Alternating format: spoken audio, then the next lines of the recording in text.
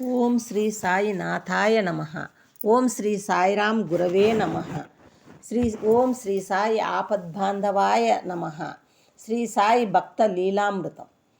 నమ్మకం ఫలించిన దైవలీలల నమ్మకం. ఇష్టం, ప్రేమ, పిచ్చి, కోపం, చిరాకు, స్వార్థం, ద్వేషం ఇవన్నీ కలిసే ఒక మనిషి మనస్సులో ఎన్నో భావాలు ఉద్భవించడం సహజం. కానీ వాటిలో ద్వేషం, స్వార్థం ఎక్కువైతే జీవితం భారంగా మారుతుంది. ద్వేషం మనిషిని నవ్వులపాలు చేస్తుంది. స్వార్థం అతన్ని ఒంటరివాడిగా మార్చుతుంది.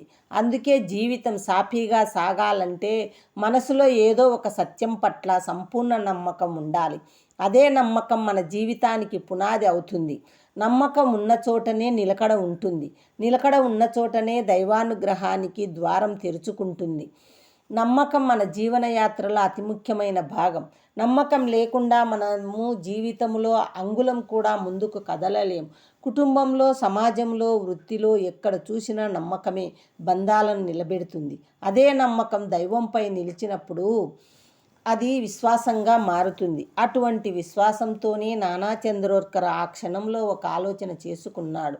బాబా ఇక్కడ ఉంటే ఆయన నా దాహం తీర్చడానికి ఖచ్చితంగా నీళ్లు ఇచ్చేవారు.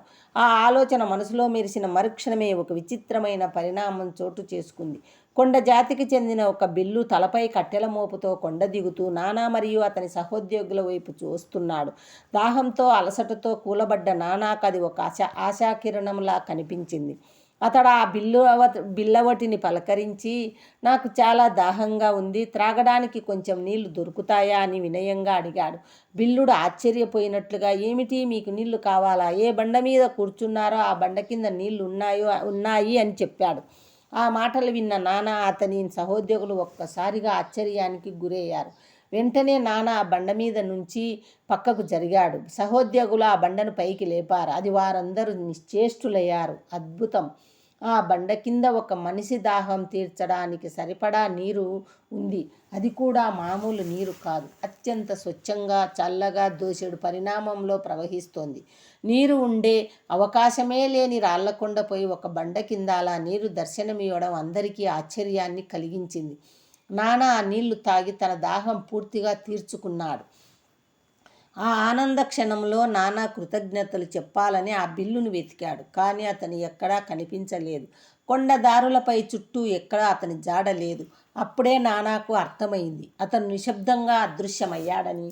ఆ క్షణంలో నానా తన సహోద్యోగుల వైపు చూసి భావోద్వేగంతో, నా బాబా చేసిన అద్భుతం చూడండి, దానికోసం నేను ఎక్కడికి వెళ్ళాల్సిన అవసరం రాలేదు అని అన్నాడు. ఆ అద్భుతానికి అక్కడున్న వారందరూ ప్రత్యక్ష సాక్షులయ్యారు. వారి సందేహాలు కరిగిపోయాయి. భక్తి, విశ్వాసం అనే భావాలు వారి హృదయాలను మౌనంగా తాకాయి. ఆ తర్వాత అందరూ కలిసి కొండపైకి ఎక్కి దేవీ దర్శనం చేసుకున్నారు. ఆ యాత్ర కేవలం ఒక ఆలయ దర్శనంగా కాక ఒక దైవానుభూతిగా మారింది. దర్శనం ముగించుకొని వారు కిందకు దిగి వచ్చి తమ యాత్రను సంపూర్ణం చేసుకున్నారు. కొన్ని రోజుల తర్వాత నానా చందోర్కర్ షిరిడీకి వెళ్ళాడు. ద్వారకామాయిలోకి అడుగు పెట్టగానే సద్గురు సాయిబాబా నవ్వుతూ, నానా, నువ్వు దాహంగా ఉన్నప్పుడు నేను నీకు నీళ్లు ఇచ్చాను, నీవు ఆ నీళ్లు తాగావా అని అడిగారు. ఆ మాటలు విన్న క్షణంలోనే నానాలో ఆనందం, ఆశ్చర్యము, భక్తి మూడు ఏకకాలంలో ఉప్పొంగి అతని కళ్ళను విప్పారాయి. ఆ క్షణంలోనే నానాకు ఒక సత్యం స్పష్టమైంది. బాబా గురించిన తన ఆలోచనే ప్రార్థనగా మారిందని, ఆ ప్రార్థనకు ప్రతిఫలంగా బిల్లవటి కనిపించడం, నీరు ఎక్కడ ఉందో చూపించడం, నీరు ఉండే అవకాశం లేని బండ కింద నీరు దర్శనమివ్వడం, ఇవన్నీ బాబా అనుగ్రహమేనని అతడు హృదయపూర్వకంగా విశ్వసించాడు. అది ఎలా జరిగిందో, ఏ విధంగా జరిగిందో బాబాకే తెలుసు. కానీ నానా అనుభవించిన ఫలితం స్పష్టంగా లేదు. తర్వాత షిరిడీలోని ఇతర భక్తుల ద్వారా కూడా నానాకు తన భావన సరైనదేనని నిర్ధారణ అయ్యింది. సద్గురు సాయి కరుణకు దూరం అడ్డు కాదు, కాలం అడ్డు కాదు, పరిస్థితులు అడ్డు కావు. భక్తుడి హృదయంలో పుట్టిన నిజమైన నమ్మకమే ఆయనను కదిలిస్తుంది. ఈ అధ్యాయం మనకు బోధించే సందేశం ఒక్కటే: సంపూర్ణ విశ్వాసం అద్భుతాన్ని కోరదు, అద్భుతమే విశ్వాసాన్ని అనుసరిస్తుంది. నమ్మకం దైవ సాన్నిధ్యంగా పరిణమించినప్పుడు అసాధ్యమని భావించినది సాధ్యమవుతుంది. ఓం నమో శ్రీ సాయి నాథాయ నమః. ఓం శ్రీ సాయిరాం గురవే నమః.